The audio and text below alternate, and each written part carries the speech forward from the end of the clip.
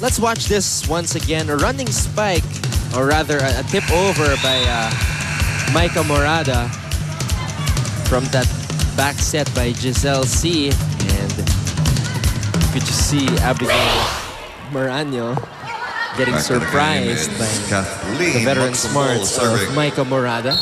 And that's just what the Lady Tamaraws need at this point. They know that they're up against strong blockers. At least that deception factor, they need that. So more variety in terms of the plays that they're executing in the front line.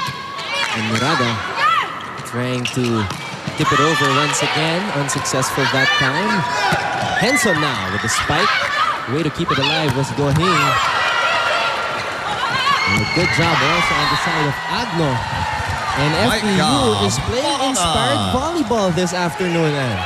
That's right. If you look at their score, it's 9-6, and they're up against LaSalle. And there seems to be a dominant number of FEU followers here at the arena as we hear the reaction on the crowd.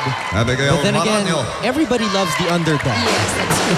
You know, the team of FEU really has a lot of following already. Lee Demicilio coming in for Captain Shaq Cruz.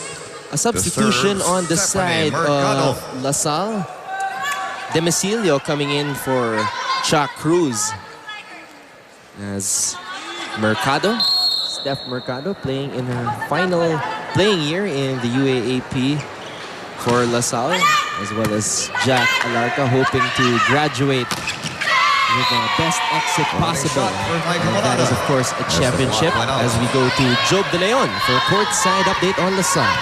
Anton, LaSalle wants to build on the success that they had in that first set. And Coach Ramil made this point perfectly clear when he told the girls to continue to block well. He said basically if you can get the job done already with your blocking, spare the team the rest of the trouble and continue to capitalize on that part of your game. Now on offense, look for them to continue to exploit the middle of FEU, which Coach said allowed them to pull away in that first set.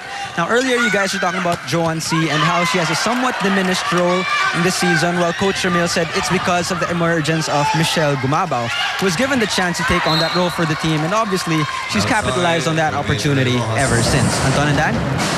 Thank you, Joe, for being responsible enough to listen to my conversation here with, or my discussion with Ann here, and getting the answer for us. Thank you very much, Joe.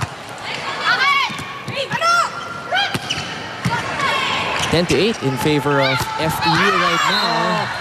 Meanwhile, LaSalle, some errors that we're seeing here.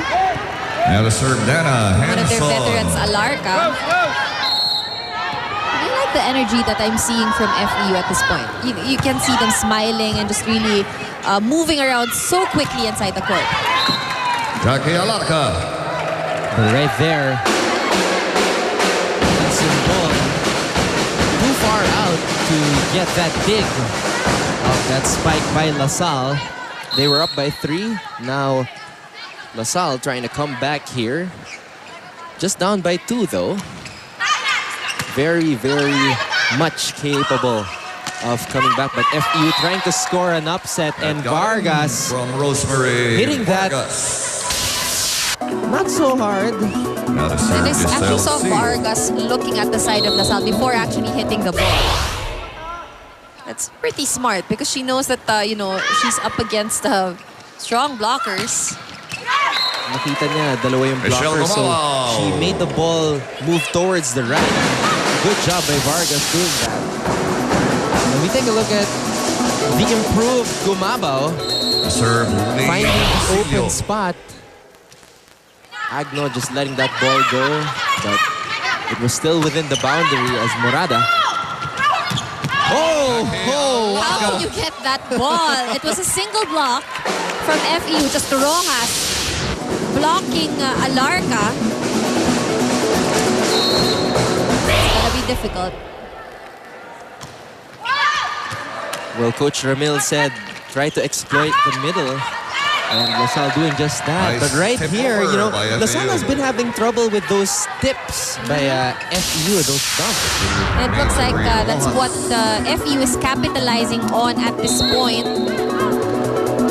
Because maybe because LaSalle is a good blocking team, so their mindset is really to anticipate a spike, but then FEU is playing them differently. Just That's at right. the corner. And, everything's just going right for FEU. All they need to do is really minimize their errors, and they would be able to keep it close to LaSalle.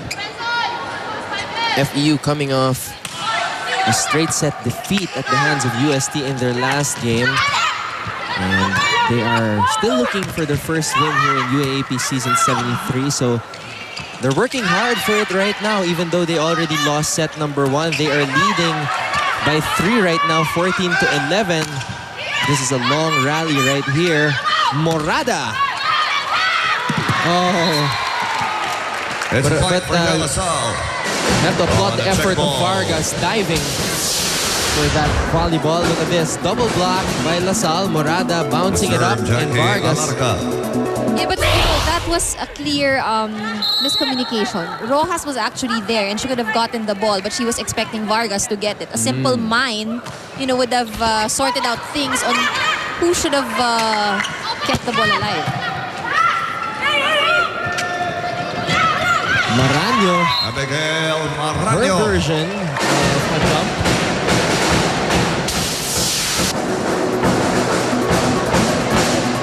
Nahawakan pa.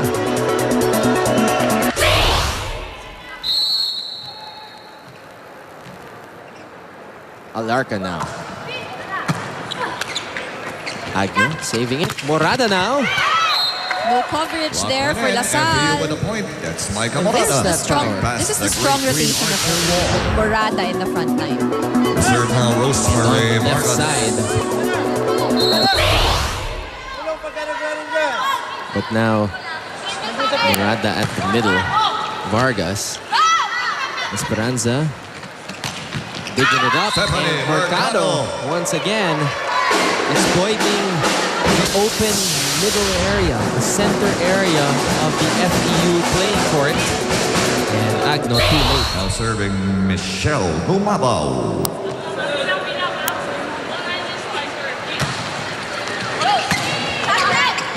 Morada now. Magsumbol. Just sending it over. Esperanza. Jackie Good Alarca. job. Mercado's just making it look very easy. A while ago, her attack wasn't very strong and was clearly just placed. This time around, she opted for a drop ball, knowing that there wasn't anyone behind the blockers. And LaSalle easily tying this ball game up after being down by 3. Gumabaw now. Who will head into the second It's technical in from timeout with a Kathleen lead. Magsumbol. And Second once again, technical it is timeout. FEU here looking good in set number 2. The conclusion when we come back, you're watching the women's volleyball tournament of your UAAP.